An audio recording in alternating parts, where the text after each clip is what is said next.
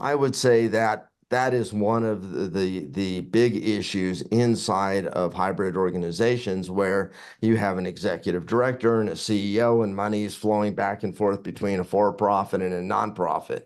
And what I would say is that you can actually create governance documents that really are very clear and limit the authority to avoid conflicts of interest in hybrid organizations. Generally, too, a nonprofit doesn't have shareholders. The beneficiaries of a nonprofit is society, it's the public. And so understanding that in a sense, the public owns your company.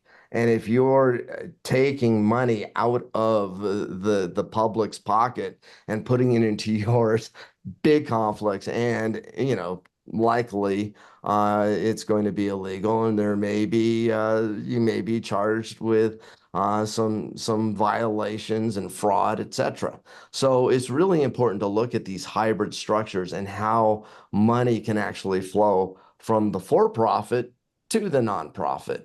And what I found is that, there are and I'm not a tax attorney, and I don't claim to be a specialist in nonprofit organizations, but to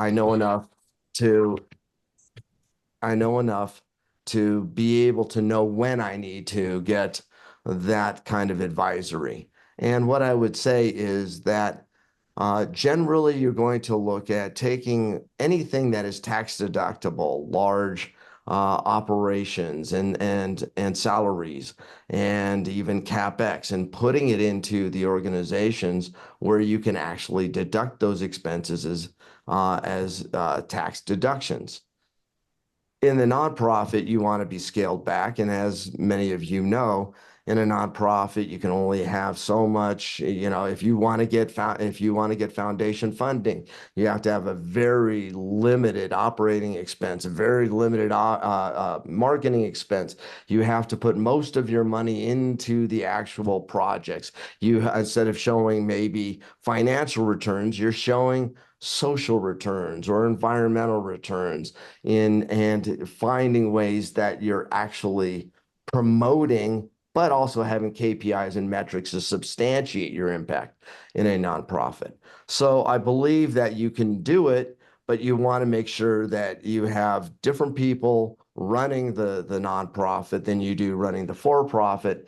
And you can put a lot of things into the for-profit. For instance, there might be you might develop technology in a for-profit, and then you give it to the nonprofit, and the nonprofit then becomes an IPCO or IP company that is licensing that technology.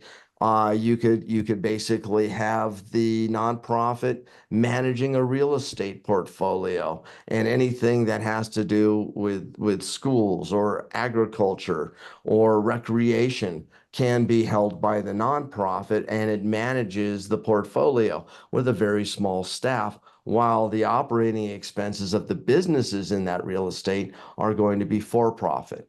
So I think there's ways where, one, you create the governance documents, you ensure through those governance documents and SOPs that you are not engaging in conflicts, and whenever possible, you make sure that any assets or money is flowing in the direction of the nonprofit. Now, having said that, there are going to be times, however, where a for-profit has specialized knowledge, and the best way to handle that, if you want to hire your nonprofit and take money out of the nonprofit and give it to the for-profit, you should do an RFP and show why that for-profit had specialized knowledge, was more reasonable in pricing, could do the job better. And so you want to make sure that those conflicts are well documented.